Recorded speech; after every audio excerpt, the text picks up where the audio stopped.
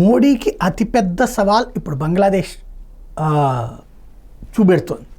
ఏంటయ్యా అంటే, ఓ పక్కన సరిహద్దులలో నుంచి పెద్ద ఎత్తున చొరబాటుదారులు, అంటే చొరబాటుదారులు అనాల, ఆ దేశంలో భద్రత లేక పారిపోయేస్తున్నటువంటి హిందువుల్ని ఈ దేశంలోకి రానియకపోతే ఎట్లా?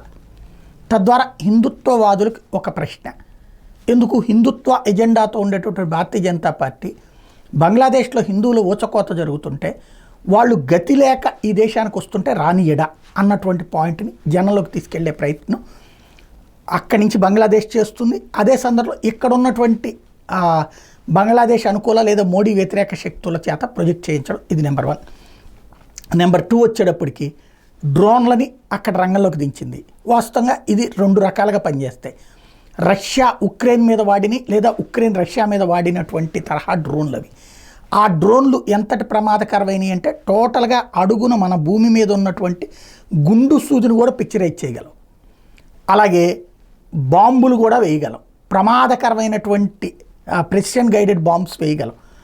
అలాంటి డ్రోన్స్ని సరిహద్దుల్లో కావాలని భారత గగనతలంలో, అంటే భారతదేశానికి సంబంధించిన భూమి పైన ఉన్నటువంటి ఆకాశంలోకి తీసుకొస్తున్నాయి, లేదా సరిహద్దు అవతల నుంచి ఇదంతా షూట్ చేస్తున్నాయి.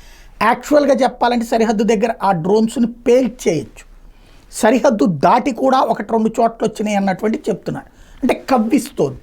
మనం డ్రోన్స్ని పేల్చడం అంటే యుద్ధంలోకి దిగినట్టు. యుద్ధంలోకి దిగితే అది సుదీర్ఘకాలం, లైక్ ఆఫ్ఘనిస్తాన్లో తాలిబన్లు వర్సెస్ అమెరికా 25 ఏళ్ళు ఉన్నట్టు, ఇప్పుడు 3 ఏళ్ల నుంచి రష్యా ఉక్రెయిన్ వార్ నడుస్తున్నట్టు, ఇట్లాంటి ఒక దీర్ఘకాలిక యుద్ధం వైపుకి భారత్ని తీసుకెళ్లడం కోసం కవ్విస్తోంది బంగ్లాదేశ్.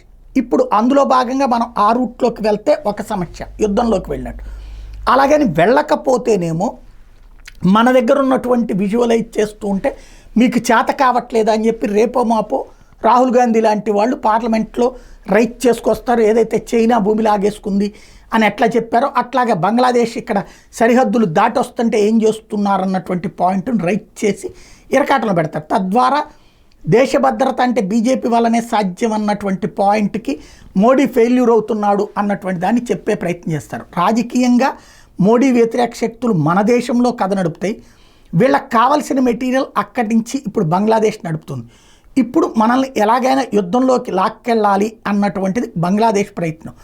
దాన్ని అడ్డు పెట్టుకుని బంగ్లాదేశ్కి వెనక నుండి పాకిస్తాను, అట్టుండి చైనా, ఇట్టుండి అమెరికా ఏకకాలంలో సహకరించడం ద్వారా మనల్ని దీర్ఘకాలిక యుద్ధంలోకి తీసుకెళ్ళి పరుగులు పెడుతున్నటువంటి మన దేశ అభివృద్ధిని కంట్రోల్ చేసి, అదే సందర్భంలో రాబోయేటటువంటి రోజుల్లో ఈ ప్రాంతంలో స్థావరం ఏర్పాటు చేసుకోవాలనుకున్నటువంటి అమెరికా ఎత్తుగడ నడుస్తుంది. ఈ విషయం తెలిసినే చైనా తెలివిగా మన సరిహద్దుల్లో మనకి వాళ్ళకి మధ్యన ఉద్రిక్తతలు వెనక్కి తీసేసుకుంది. ఎందుకని, చైనా మీద కనుక మనం వెళ్ళి మనము వాళ్ళు కొట్టు కూర్చుంటుంటే ఈ లోపు వచ్చి అమెరికా ఇక్కడ స్థావరం ఏర్పాటు చేస్తుంది.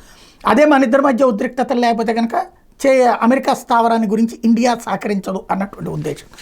బట్ ఆ పరిస్థితిని గమనించినే ఇప్పుడు ఈ గేమ్ని బంగ్లాదేశ్ ద్వారా నడిపిస్తోంది అమెరికా.